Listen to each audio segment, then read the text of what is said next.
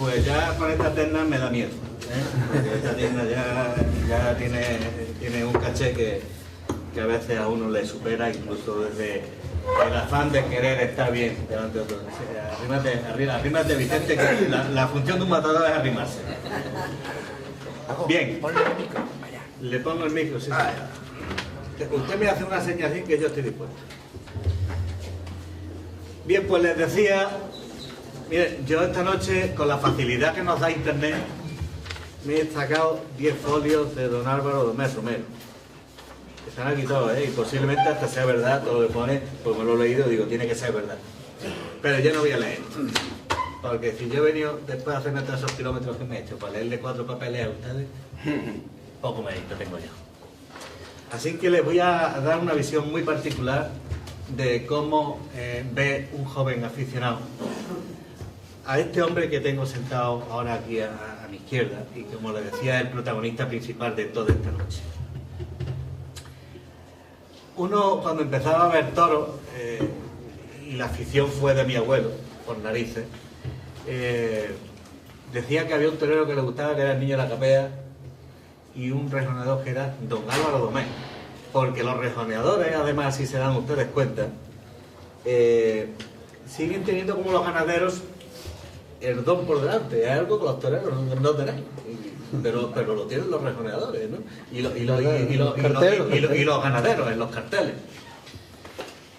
Entonces yo tenía ese conocimiento, pues hombre, ¿qué te sonaba? Pues te sonaban Peralta, te sonaba Lupi, pero sonaba Álvaro Domés, porque Álvaro Domés era esa seña de identidad del rejoneo que venía a heredar de su padre, que transformó muchos de los conceptos del rejoneo, que venía de devastar, por decirlo de alguna forma, a Antonio Cañero, que era un hombre arriesgado sobre los ruedos, y que destila en toda esa serie de rejoneadores, pero en los que don Álvaro Domés es figura en esa época en los ruedos. Y es figura formando ese cuarteto de rejoneadores, los 4 jinetes de la apoteosis, en una época donde el rejoneo empieza a fluir de una forma muy especial. Por eso, a mí, sinceramente, es un gran honor. Está sentado con 2 profesionales, 2 amigos, pero además está sentado con el hombre que marcó una época importantísima dentro de los ruedos a caballo. Hablaba Paco de Opus, pero seguro que hay muchos nombres importantes en toda esa trayectoria, porque además ha tenido a bien don Álvaro Domés de no desligarse del mundo del caballo. Y ahora nos enseña otras cosas, pero ciñéndonos a ese saber estar en los ruedos, a ese señorío que su padre dejó marcado, que yo no lo viví por cuestión de fecha, pero que en el ruedo que me regaló mi abuelo yo lo veía y lo leía y lo sentía de una forma muy especial. Y cuando me hablan de que se está gestando este homenaje y que yo tenía que parlamentar aquí, pues hombre, uno siente un cierto orgullo sano de decir, esta noche yo estaba con don Álvaro Domés sentado a la mesa, con don Francisco Martín Sanz y con mi amigo Vicente Bejarano, con un matador de toros de Sevilla que a mí me llenaba mucho. Pero es evidente, y lo vuelvo a repetir, el gran protagonista de la noche, a quien esta sociedad quiere marcarle y ofrecerle un sentido homenaje de esos que se quede en el corazón, es don Álvaro Domés Romero. Y yo le decía que llegó el turno de hablar de toda esa experiencia, aunque sea a trozos, para hacer un poco más ágil esta noche, pero hablar a trozos de lo que, básicamente, de sueños, porque yo creo que si los toreros no sois capaces de soñar, no sois capaces de ponerlos delante de un toro. Y básicamente esos sueños, don Álvaro, es de lo que a mí me gustaría que nos hablara esta noche a todos los que estamos aquí. Bueno, buenas noches. Muchas gracias por las palabras que ha dedicado. Yo me gustaría decir, o como decía el payaso que hoy ha fallecido, ¿cómo estáis ustedes, no?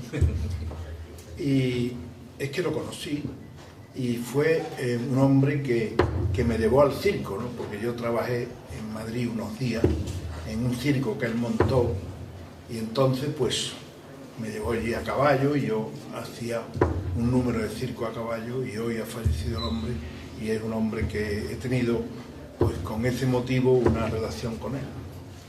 Entonces, por eso hablo de él. Y os digo a ustedes también muchas gracias por traerme aquí, ¿no? Para mí es muy emocionante con todos ustedes, hombres, mujeres también, en esta sierra tan bonita. Y yo paso varias veces, porque tengo un amigo ahí con una finca que tiene ahí en Portugal, y aquí también en Aracena, con Manolo González, y paso mucho por esta carretera y nunca se me había ocurrido, no sé por qué, pasar por Aroche. Y encima me entero que hay hasta una gran plaza de toros. Y yo que he toreado mucho y que creí que había toreado, y nunca, no sé por qué, me trajeron a Aroche. Me hubiera sido para mí una gran ilusión haber toreado en esa plaza, que la he visto iluminada, ¿no? Porque creo que está arriba y es muy bonita. Y este pueblo, y os agradezco mucho que estéis aquí acompañándome, acompañando también a estas figuras del toreo y del picador y todo, y a ti. Y además también, hombre, por sentirse en un sitio tan amable por parte de ustedes, y que encima decís que me dais un homenaje, ¿no? El homenaje creo que os lo doy yo en el sentido de que para mí es una gran ilusión poder venir aquí. Don Álvaro, el rejoneo significa, es su vida prácticamente, aunque ahora destile ya en ganadero y es responsable de la escuela de Jerez, pero el rejoneo es su vida, es la vida y es la continuación ¿es realmente la continuación de un padre o es la afición que llega precisamente por eso? Bueno, pues a mí me pasó lo mismo, que no sé si mi madre me llevaba, seguramente sí, al campo, ¿no? Pero yo nací, mi padre era un gran aficionado, él tenía una finca que se llamaba Jandilla, allí por Vejer, que era de su padre, y entonces cada vez que había cualquier motivo, mi padre desde chico nos llevaba allí. Entonces no se viaja como ahora, ¿no? Que se va de un lado al otro muy poco tiempo, pero me acuerdo que mi padre tenía un coche, antiguamente había que echarle leña, y siempre me quedé con ese recuerdo de ese coche, y nos llevaba allí a Jandilla, y allí pues vi esa vida de conocedores, de mayorales, de gente del campo. Vi allí que pasaron muchos toreros, he tenido la oportunidad de conocer a grandes hombres del toreo, ¿no? Como Belmonte, por ejemplo, como Manolete, como que le digo yo, muchos de esa época, con Antonio Ordóñez después, todo, y muchos de los que hay ahora y de los que vendrán, ¿no? Pero también pues me apasionó siempre mi vida al caballo, ¿no? He sido hombre de campo, he sido garrochista, he sido vaquero, he sido todo eso porque me entusiasmaba. Entonces allí aprendí lo que es la escuela de montar a caballo. Yo veía, me acuerdo, a mi padre en mi casa que él montaba ya los caballos en los años 40 para ir a rejonear, y yo me acuerdo que tenía caballos de estos de palo con la cabeza de caballo, y yo lo imitaba a mi padre en las cosas que hacía allí entrenando sus caballos, ¿no? Entrenando la alta escuela, entrenando incluso lo recuerdo, y tengo fotos de los niños que estaban por allí en la casa, pues me investían para ir practicando. O sea que yo puedo decir que antes de nada, pues yo aprendí a montar a caballo, ¿no?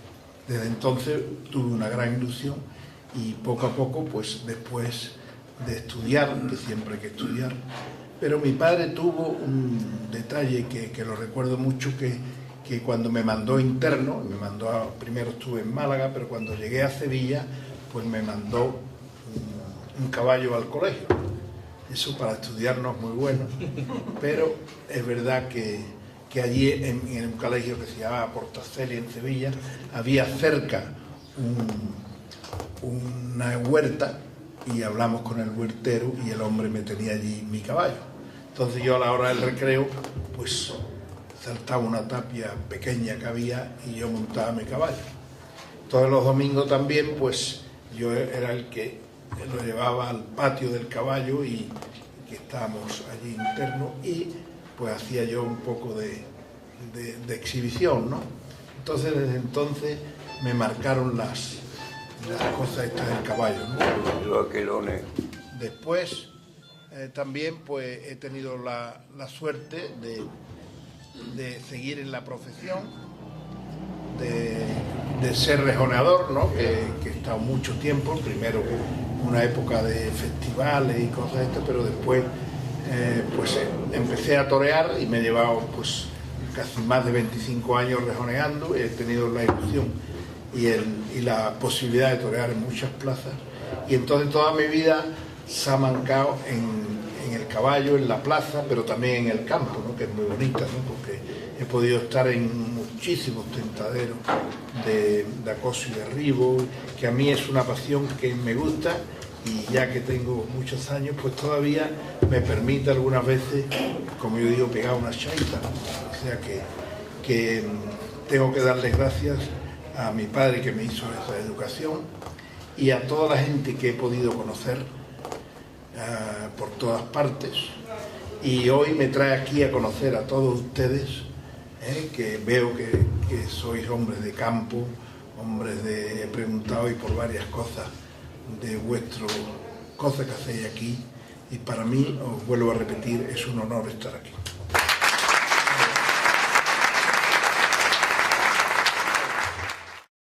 Mi padre le dio mucho, entonces no se tenía tantos caballos como hay ahora, ¿no? Y él cuando iba a rejonear, en su contrato ponía que iba a rejonear si la espléndida estaba en condiciones, ¿no? Porque si no, eso para él era más problemático, ¿no? O sea, eso es para la importancia que tuvo ese caballo en mi padre. En aquella época, pues mi padre rejoneó por muchos sitios, pero no había otra vez la facilidad de hoy, iban los caballos en tren, ¿no? Sí, mi padre llegó a torear 60 corridas en España, pero los caballos algunas veces se bajaban en estaciones y tenían que ir andando hasta donde estaba la plaza o hasta el otro pueblo donde se podía torear, ¿no? O sea que los caballos podrían decir que se trabajaba el doble, ¿no? Y después, pues, por lo visto era un gran animal. Yo tuve la suerte de montarla, porque un día fui a Sevilla, cuando yo tenía 7 años, a la feria y daban unos premios y tal. Después también, pues, viví en el campo, en donde ella se soltó allí y vivía, y tuvo muy buenos hijos. Tuvo muchos, tuvo 11 hijos, y me acuerdo que el segundo que tuvo, que se llamaba Triunfo, era hijo de un pura sangre inglés, y hay muchas fotos en mi casa con la yegua y el hijo. Fue un caballo que se llamaba Triunfo, y yo diría que fue un caballo que me enseñó, porque lo cogí de principio, a torear y a parar el toro. Es un caballo lazano con gran clase y tengo muchos recuerdos de él. Y después, pues claro, pues en mi casa, pues esos hijos dieron también hijos, y hoy todavía en la actualidad mantenemos una línea de yeguas y que todavía vienen de la espléndida, pero yo conseguí torear con sus hijos, con sus nietos y sus bisnietos todavía, ¿no? Y mis sobrinos después, que duraron más tiempo, pues han toreado con más hijos de ellos, ¿no? O sea que fue una gran yegua con calidad. Y después el Opus, pues también, como digo, he tenido, como el Triunfo también tuve un caballo que se llamaba Universo, que no me gustaría olvidar, que tenía grandes clines, pero con él tuve éxito muy importante. Y sobre todo el Opus, lo que pasa es que tenía además, era un caballo artista, pero tenía además toque de público, ¿no? O sea, la gente cuando salía al caballo, pues le gustaba y le impresionaba, y para mí, pues lógico, me ayudó a tener mucho éxito. Muy bien, pues ¿alguna pregunta hacia don Álvaro Domecq?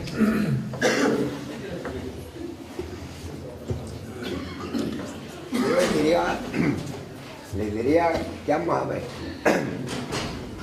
las cosas tan bonitas que hace, que porque a mí me gusta mucho reunir, lo que hace el caballo en la plaza, ¿quién lo hace? ¿El caballo o el reunidor?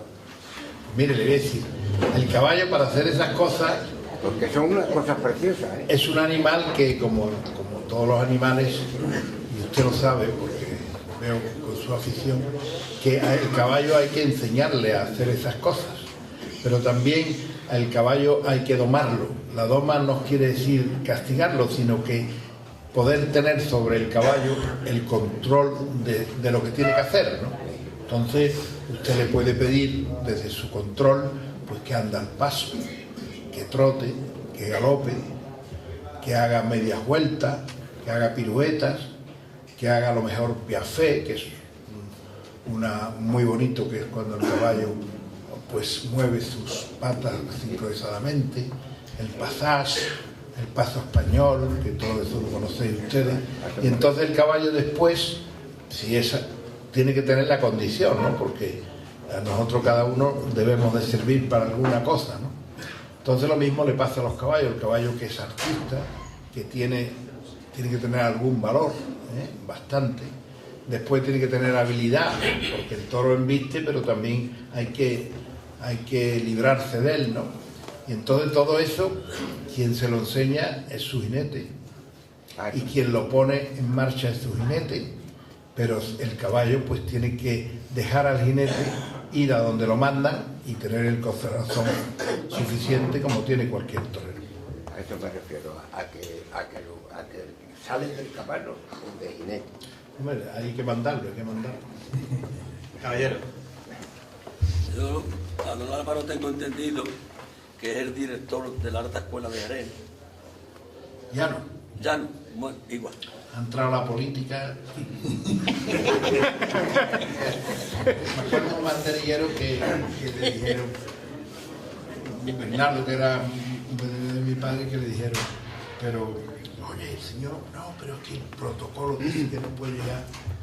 Y bueno, y el señor no, es que el protocolo, y dice, pues va a quitar el protocolo del medio y que venga el tío, ¿no? Por lo mismo digo yo, algunas veces hay que quitar la política del medio, pero se meten en todas partes, y yo que trabajé muchos años, no es que estuve poco tiempo, también muchos años, y que tuve la oportunidad, hombre, porque aparte de rejonear y el campo y eso, pues me gusta domar los caballos, he tenido facilidad, y he tenido caballos, y entonces también la alta escuela, pues yo estuve algunas veces en el extranjero con grandes jinetes, y había, yo creo que la equitación estaba más alta fuera de aquí, ¿no? Y entonces yo aprendí mucho, y entonces quise traerla aquí, y entonces tuve la oportunidad de crear la escuela de Jerez, y hice un espectáculo que se llama Cómo bailan los caballos andaluces. Entonces tiene mucho éxito, ¿no? Yo tuve además, me acuerdo que monté una carpa en Jerez y la tuve 10 años para que la gente fuera viendo y que la gente fuera allí. Entonces iba mucho público a verlo, y esto me dio auge para... Y había allí un sitio muy bonito que se llamaba el Recreo de las Cadenas, que es un sitio fantástico, incluso tiene un palacio hizo por un famoso arquitecto, y entonces ese sitio me enloquecía, ¿no? Y yo luché, y los dueños del palacio, que también los conocía, pues un día ya le dije, ustedes, porque veía yo allí que el palacio era una casa tan grande y vivía una familia, y yo decía, ¿y esto no podemos hacer algo? Y me dice, yo lo que hago es venderlo. Entonces yo fui a ver al ministro, que un día lo traje por allí, y vino un ministro, y le dije yo, mire usted, que le voy a llevar a ver un sitio. Él lo vio, entonces me dijo, ¿cuánto vale? ¿No? Y hay veces que el palacio y todo eso, pues dice, esto me van a pedir, y el hombre no pidió mucho, pidió una cosa bastante razonable, y entonces me acuerdo que el ministro me llamó, esto fue un sábado, y el domingo me llamó y dice, dile a esos señores que se vengan para acá, y llegó y le compró el palacio. Entonces yo, cuando vi que ya había comprado el palacio, digo, bueno, pues ya esto sigue para adelante, ¿no? Hay que seguir trabajando, y ya hicimos ese picadero tan bonito que tiene, y la escuela hoy día, hombre, creo que ha hecho tiene un ser, ¿no? Primero es famosa no solamente en España, sino fuera de España. Después, porque yo la he llevado por ahí, yo la he llevado a Sudamérica, ¿no? A México, la he llevado también a Estados Unidos, en el Madison Square Garden, no sé si habéis oído que juegan los tenistas o hay... Pues yo allí estuve en ese sitio, que era un quinto piso de uno de estos rascacielos que hay en Nueva York. Y después pues estuve en Washington, estuve en Canadá, estuve en Venezuela, en México, en Argentina también, que hay mucha afición al caballo, y le dio mucha fama a la escuela. Y después pues aquí pues hemos tenido algunos sitios, cuando se casó la infanta Elena, que el rey lo llevó allí a la maestranza, y entonces se ha hecho popular, y además para mí ha sido una gran satisfacción que esa escuela pues esté hecha. De todas maneras, usted me puede contestar la pregunta, porque tantos años ¿es muy difícil entrar en la escuela? Pues no lo sé cómo está ahora, pero no, porque desde el tiempo que lleva de creación pues han entrado muchos chavales, y todo el mundo, yo creo que ha salido allí puede tener, yo creo, la satisfacción de haber aprendido bastante y montar bien, ¿no? Yo por lo menos en la época mía he tenido muchos alumnos, algunos pues fíjese, fueron hasta una olimpiada, que nos clasificamos en la olimpiada, y ganamos hasta estuvimos en ¿cómo se llama esto? En Dallas, vamos, en Estados Unidos.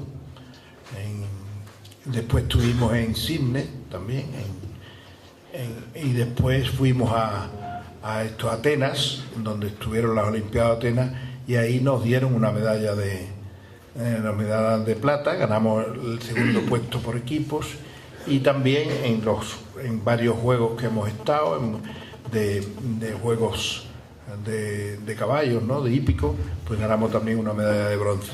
Yo creo que la escuela aprendió bien lo que era la equitación y ha tenido éxito. Bien, ¿alguna pregunta más? Con todo respeto, yo es que no sé mucho de eso. La pregunta que le hago, ¿cuál es la diferencia que ve usted entre el rejoneo clásico y el rejoneo que se hace hoy en día? ¿Ve usted mucha diferencia entre uno y otro rejoneo? ¿De cuál es usted partidario?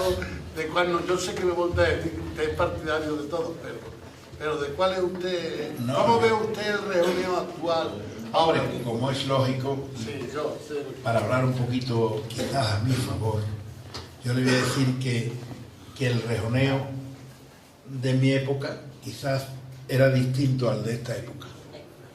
Y le diré, yo por lo menos estaba acostumbrado, aquí hay el padre que venía mucho con nosotros, pues, que el toro que nosotros rejoneábamos era un toro, entonces, como hemos dicho antes, no estaba en la ganadería que embisten tan perfectos, no estaban tan suaves, y había toros que empujaban más. Entonces esto, pues como es lógico, al torero le daba más miedo, pero también al caballo, ¿no? Porque esto pasa como las balas, ¿no? La velocidad es la que te hiere. Y entonces hoy, si el toro está muy tranquilo, pues está todo el mundo más tranquilo. Si el toro se mueve más, la gente lo piensa un poco. Y no cabe duda que yo creo que esa época en el rejoneo, pues yo creo que tenía un mérito en poder defenderse del toro. Hoy se hacen muchas cosas, pero se hacen tantas cosas que algunas ya pasan un poco, ¿no? Hoy ya el toro tiene tan poca, diríamos, quizás bravura, quizás un poco de tranquilidad, de suavidad, que hoy pues se le cogen los cuernos, se le hace que yo esto que... y venga muerta en un toro que se mueve poco.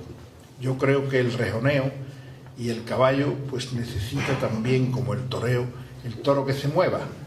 Yo por lo menos, ante hoy hablar aquí de los toros y todo eso, hay alguna presión, no cabe duda, pero yo creo que el ganadero tiene que defender su toro, y los que torean pues tienen que defender su toreo, pero lo que no puede ser es que el toro se ponga a la costumbre de la facilidad, porque entonces nos aburrimos y nos vamos de la plaza. Y lo que se cae, están toda la corrida en el suelo. Eso no puede ser. Eso parece que está drogado,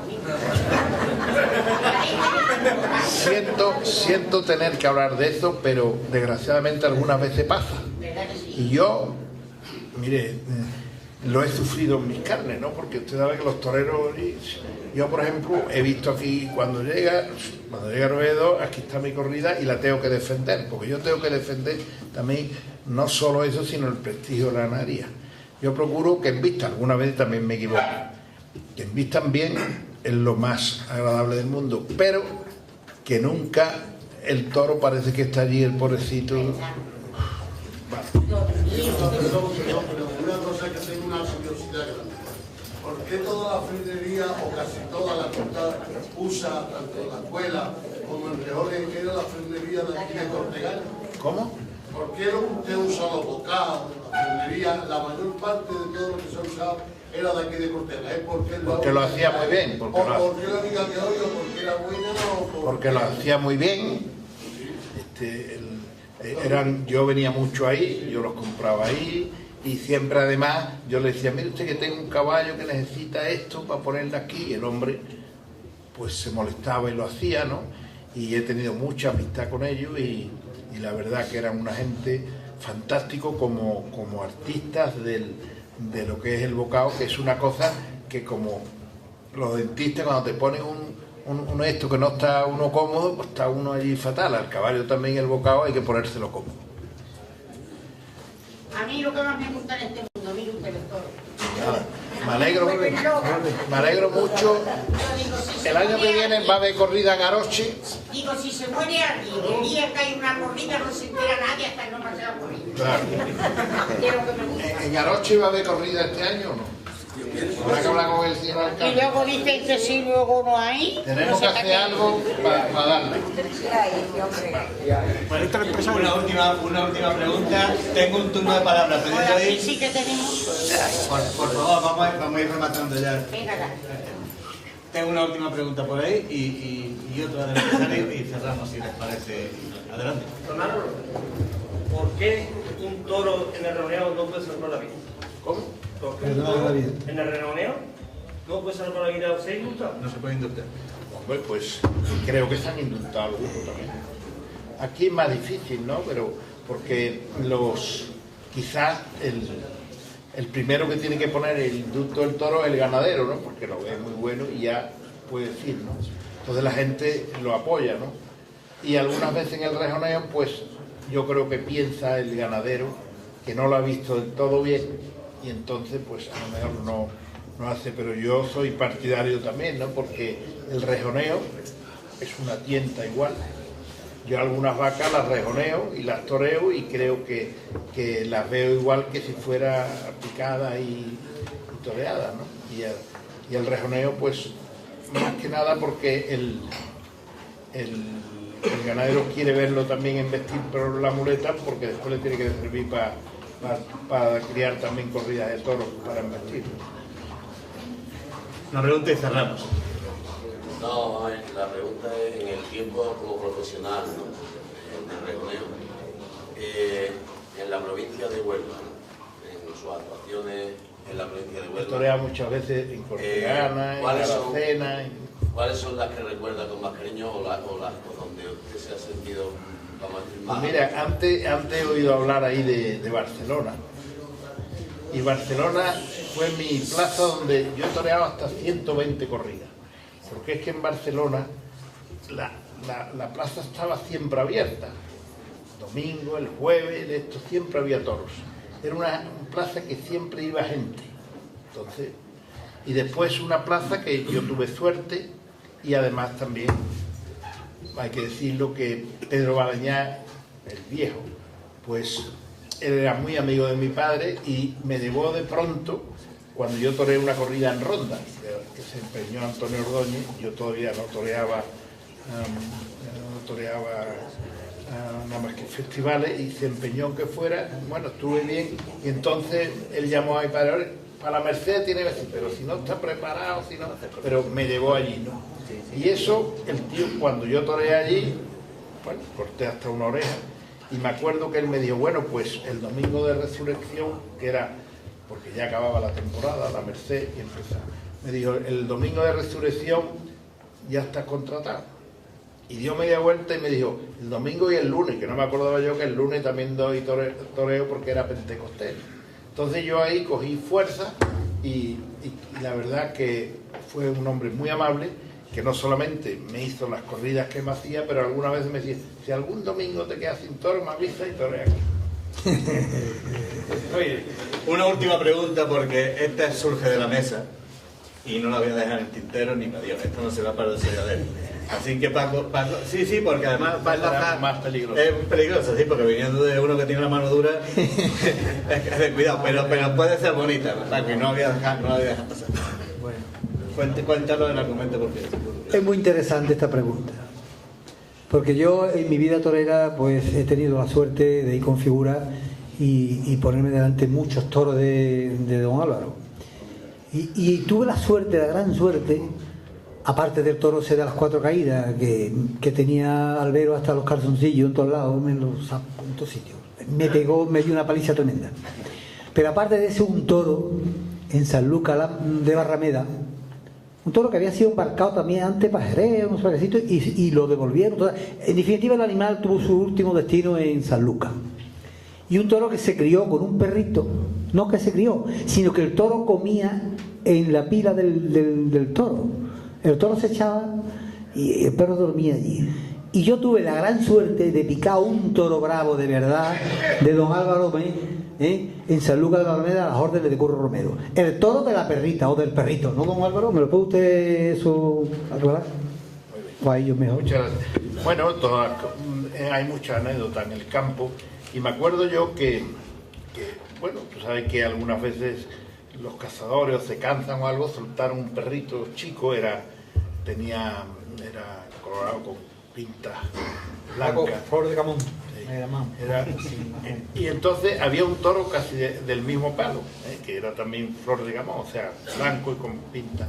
Y me acuerdo que bueno, pues tú sabes, los guardas algunas veces, cuando ven un perro extraño, pues quieren quitarlo del medio porque que se le comen las perdices, que los conejos, y entonces ya el perro era bastante astuto y había allí una mata grande donde estaban los toros y de día no se veía.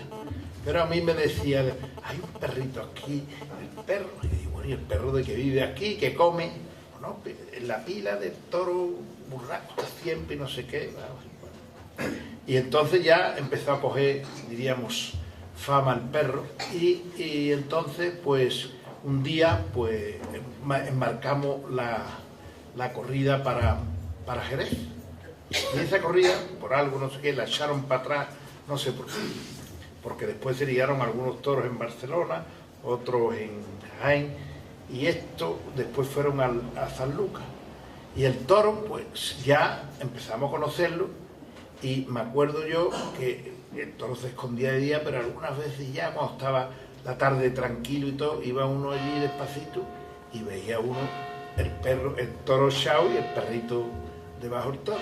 Y se ponía a comer toro en la pila y hacía así y se comía el pienso del toro, ¿no? Y aquello, y me acuerdo que un señor que se llamaba Antonio Ariza, que teníamos nosotros en México, que era muy cuando vio aquel perro y oye, que este perro, bueno, ya estaba y vino de vacaciones y estaba en el puerto y se colaba allí a las 7 de la mañana, venía a ver perros.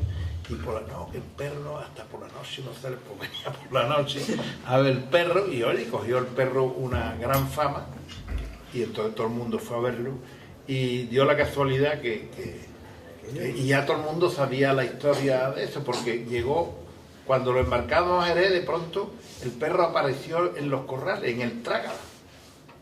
Oye, y claro, cuando veía algo salía corriendo, ¿no? Oye, el perro ha venido hasta aquí buscando el toro, y el toro está en Jerez.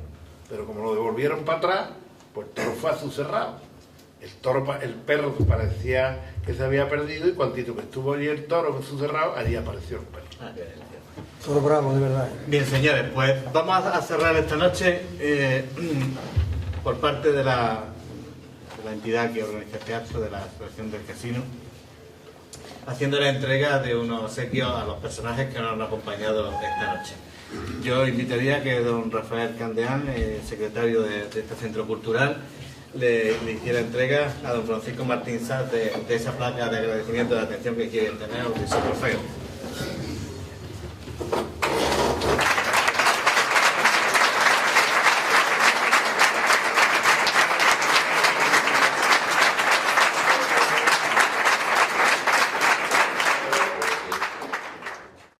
Yo me he sentido francamente encantado porque he visto un silencio, una atención exquisita, ¿no? Porque cuando se está hablando de un tema tan importante para los profesionales como es el toro, pero también ve esta afición pendiente con ese silencio, yo creo que el silencio es mejor que el aplauso.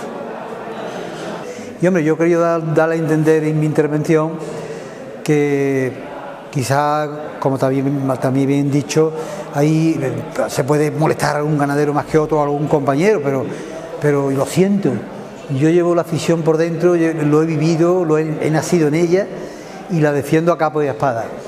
Como decía mi padre, se le ha echado mucha agua al vino, cuidado con el vino, que se le está echando mucha agua, y es verdad, al toro se le ha quitado la fiereza, confundimos el genio con la nobleza. El toro tiene que tener 3 o 4 cosas fundamentales. Primero, la bravura, no confundirla con el genio. La dulzura. Y otra cosa importantísima que es el aguante. Un toro tiene que tener el aguante. Y para tener el aguante tiene que tener el vino poca agua, lógicamente. Entonces hemos ido a unos extremos que realmente hemos convertido la fiesta en aburrimiento. Bien, don José Vázquez Romero, como vicepresidente del Centro Cultural, le va a hacer entrega al matador de toros Vicente Bejarano del correspondiente obsequio.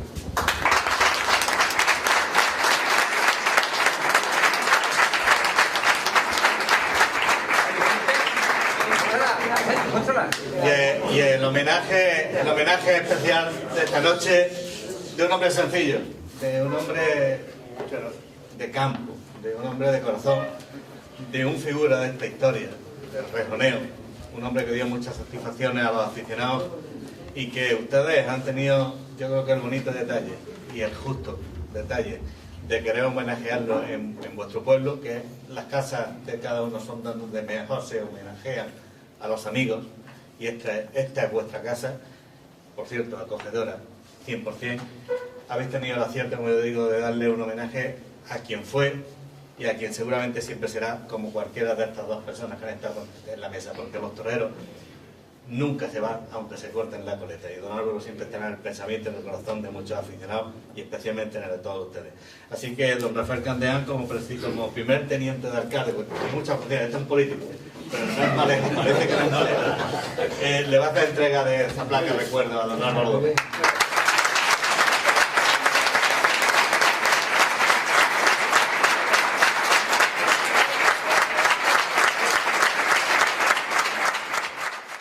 Bueno, en primer lugar, no he toreado aquí, pero hoy ya he toreado, ¿no? En otra plaza, ¿no?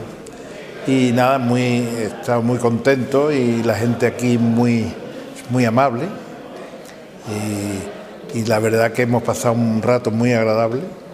Y para mí ir a hablar de toros siempre es bonito, ¿no? Y si hay un sitio con esta gente que te escucha y es tan bonito, pues todavía mejor, ¿no? Y después, hombre, pues es verdad, nunca había toreado, y yo he toreado en sitios, Cortegana y por aquí, en varios sitios aquí, pero en esta placita no sabía que aquí había una plaza de toros y he llegado hoy tarde, pero otro día vendré más temprano para verla. Y a todos ustedes, por mi parte, para cerrar este acto, a menos que el primer teniente de alcalde lo quiera cerrar con sus palabras. En primer lugar, agradecer a Presidente Montero esta noche aquí. La gentileza de que estén con nosotros, para nosotros es una satisfacción muy grande que en un programa de una semana cultural se hable de este tema, y creo que vayáis contentos de aquí, por supuesto, porque bueno, viendo todo cómo ha estado la sala, creo que es estupendo. A todos ustedes por vuestra participación y estar con nosotros, y decirles también que bueno, que el viernes volvemos a tener también otra charla taurina, por lo cual creo que es sabio saber. Estamos como Barcelona.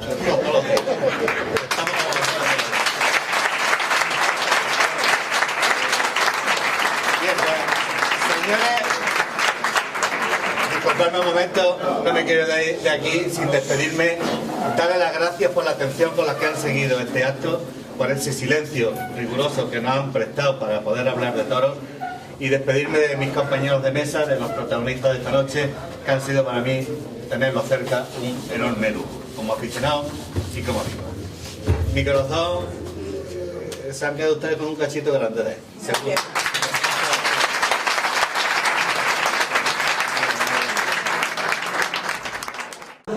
Los tercios de la lidia son todos tercios muy bonitos. ¿Por qué hay que reducir todo o casi todo a la faena de muleta?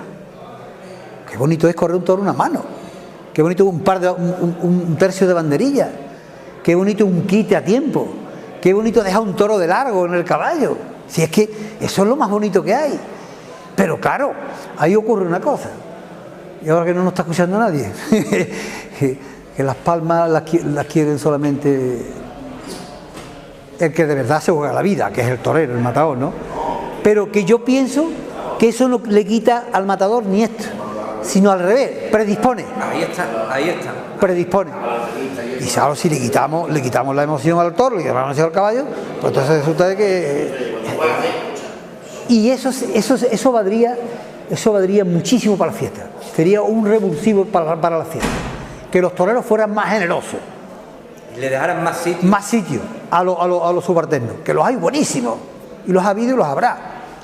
Bueno, las fiestas siempre hay pros y contras, como en todas las cosas. Pero la fiesta siempre va a seguir. Y los ganaderos nosotros tenemos que encargar, porque tenemos el toro, lo criamos. Y aunque dice que muere el toro, pero si no muere el toro no vive tanta familia del toro, ¿no? Porque yo para lidiar pues unos toros pues tengo que tener muchas vacas, muchos añojos, muchos utreros, las autreras, las añojas, y todo eso da al campo un gran sabor, y las dehesas pues tienen un gran guardián que es el toro bravo, ¿no? Y aquí también, como es lógico, los cerdos, que dan un placer a toda la gente que prueba su carne, ¿no? Pero desgraciadamente hoy, como ve uno en todas las películas estas de fieras y todo eso, unos tienen que morir para que vivan otros.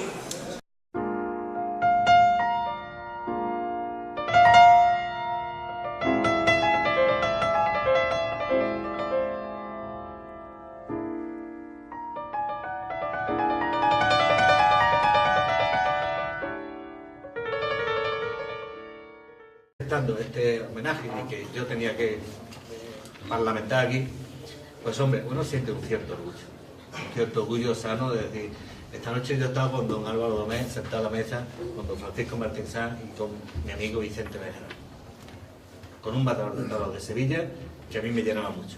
Pero es evidente, y lo vuelvo a repetir, el gran protagonista de la noche, a quien esta sociedad quiere marcarle y ofrecerle un sentido homenaje de esos que se queda en el corazón, es don Álvaro Domés Romero. Y yo le decía que llegó el turno de hablar de toda esa experiencia, aunque sea a trozos, para hacer un poco más ágil esta noche, pero hablar a trozos de lo que, básicamente de sueños, porque yo creo que si los toreros no sois capaces de soñar, no sois capaces de ponerlos delante de un toro. Y básicamente esos sueños, don Álvaro, es de lo que a mí me gustaría que nos hablara esta noche a todos los que estamos aquí. Bueno, buenas noches. Muchas gracias por las palabras que ha dedicado. Yo me gustaría decir, o como decía el payaso que hoy ha fallecido, ¿cómo estáis ustedes, no? Y es que lo conocí. Y fue un hombre que me llevó al circo, ¿no? Porque yo trabajé en Madrid unos días en un circo que él montó Y entonces pues me llevó allí a caballo y yo hacía un número de circo a caballo, y hoy ha fallecido el hombre, y es un hombre que he tenido pues con ese motivo una relación con él. Entonces por eso hablo de él. Y os digo a ustedes también muchas gracias por traerme aquí, ¿no? Para mí es muy emocionante con todos ustedes, hombres, mujeres también, en esta sierra tan bonita. Y yo paso varias veces porque tengo un amigo ahí con una finca que tiene ahí en Portugal, y aquí también en Aracena con Manolo González, y paso mucho por esta carretera y nunca se me había ocurrido, no sé por qué, pasar por Aroche. Y encima me entero que hay hasta una gran plaza de toros. Y yo que he toreado mucho y que creí que había toreado, y nunca, no sé por qué, me trajeron a Aroche. Me hubiera sido para mí una gran ilusión haber toreado en esa plaza, que la he visto iluminada, ¿no? Porque creo que está arriba. Y... Poco mérito tengo yo. Así que les voy a dar una visión muy particular de cómo ve un joven aficionado a este hombre que tengo sentado ahora aquí a mi izquierda, y como les decía, es el protagonista principal de toda esta noche. Uno, cuando empezaba a ver toros, y la afición fue de mi abuelo, por narices, decía que había un torero que le gustaba, que era el Niño de la Capea, y un rejoneador que era don Álvaro Domé, porque los rejoneadores, además, si se dan ustedes cuenta, siguen teniendo como los ganaderos el don por delante. Es algo que los toreros no tenéis, pero lo tienen los rejoneadores, ¿no? Y los ganaderos en los carteles. Entonces yo tenía ese conocimiento, pues hombre, ¿qué te sonaba? Pues te sonaban Peralta, te sonaba Lupi, pero sonaba Álvaro Domé, porque Álvaro Domé era esa seña de identidad del rejoneo que venía a heredar de su padre, que transformó muchos de los conceptos del rejoneo, que venía de devastar, por decirlo de alguna forma, a Antonio Cañero, que era un hombre arriesgado sobre los ruedos, y que destila en toda esa serie de rejoneadores, pero en los que don Álvaro Domé es figura en esa época en los ruedos. Y es figura formando ese cuarteto de rejoneadores, los cuatro jinetes de la apoteosis, en una época donde el rejoneo empieza a fluir de una forma muy especial. Por eso, a mí, sinceramente, es un gran honor. Está sentado con dos profesionales, dos amigos, pero además está sentado con el hombre que marcó una época importantísima dentro de los ruedos a caballo. Hablaba Paco de Opus, pero seguro que hay muchos nombres importantes en toda esa trayectoria, porque además ha tenido a bien don Álvaro Domé de no desligarse del mundo del caballo. Y ahora nos enseña otras cosas, pero ciñéndonos a ese saber estar en los ruedos, a ese señorío que su padre dejó marcado, que yo no lo viví por cuestión de fecha, pero que en el ruedo que me regaló mi abuelo yo lo veía y lo leía y lo sentía de una forma muy especial. Y cuando me hablan de que se está generando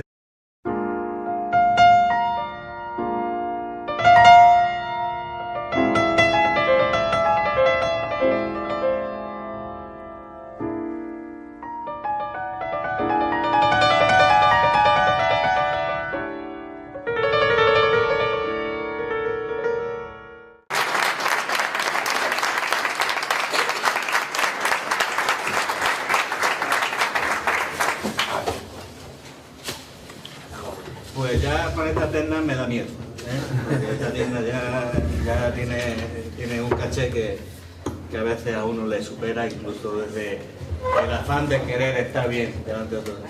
Arrímate, Vicente, que la función de un matador es arrimarse. Bien, le pongo el micro, sí. Usted me hace una señal que yo estoy dispuesto. Bien, pues les decía, miren, yo esta noche, con la facilidad que nos da internet, me he sacado 10 folios de don Álvaro Domé Romero. Están aquí todos, y posiblemente hasta sea verdad todo lo que pone, porque me lo he leído y digo, tiene que ser verdad. Pero yo no voy a leer. Porque si yo he venido después de hacerme todos esos kilómetros que me he hecho para leerle 4 papeles a ustedes,